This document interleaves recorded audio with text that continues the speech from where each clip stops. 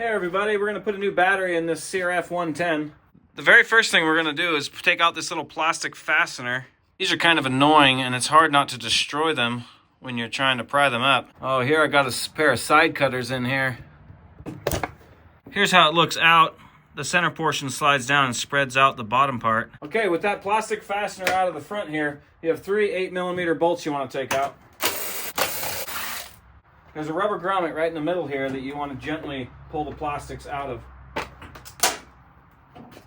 Now on the battery itself, go ahead and disconnect the negative first. That way if you happen to arc to something, it doesn't spark. Now there's an 8mm bolt holding in the bracket that holds the battery in.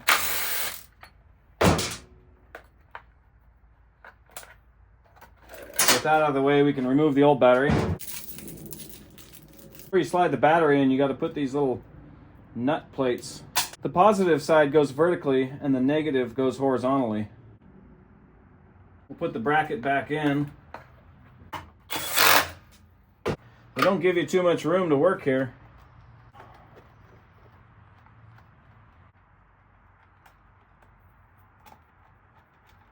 The negative side is sure a lot easier.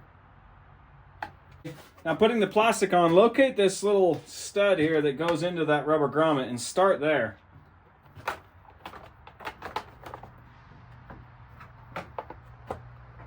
Make sure that's lined up, then you can give it a little tap. Now there's 2 different bolts. The one without the collar here, this one goes up to the gas tank. The one with the collar goes down in the bottom here.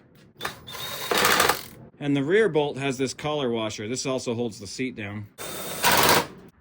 Now we got to put this little plastic fastener up on the front. So with the middle part extended like this, squeeze the bottom and slide it through where it's supposed to go.